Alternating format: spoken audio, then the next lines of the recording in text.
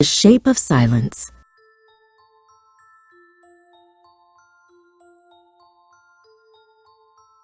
For a long time, Silas carried the silence. It wasn't empty, it was heavy, a shapeless, gray weight of things that had happened, things that were never allowed to be said. He dragged it behind him, the clay of it, picking up the dust of every room he left.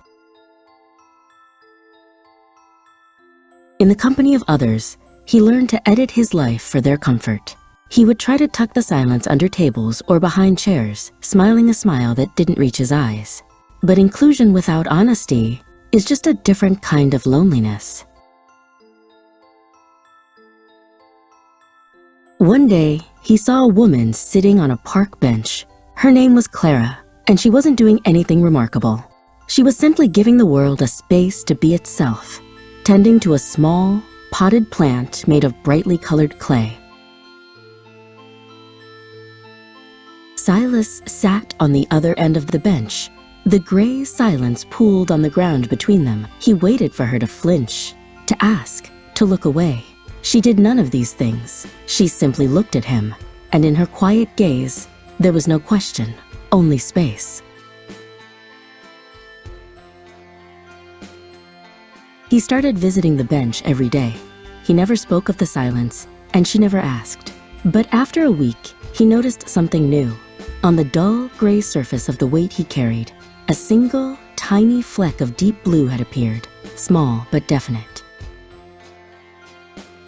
The body remembers what the voice still edits. Some nights, alone in his room, the silence would shift.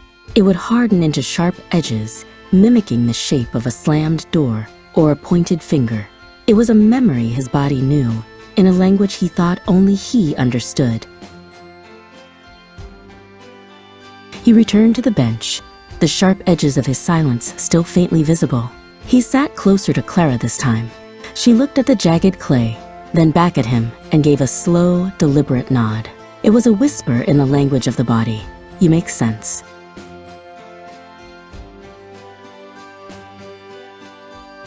Her acceptance was not a solution.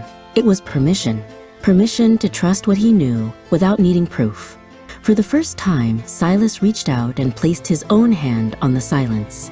It was not to hide it, but to hold it. The clay was cool and yielding. He broke off a small piece. The great weight remained, but this piece was his. He held it in his palms and, with slow, deliberate movements, began to shape it. He was not destroying the story. He was reclaiming the narrative.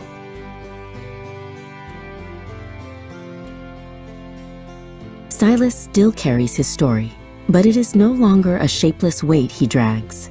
It is a collection of intricate sculptures he has made. A bird, a key, a leaf.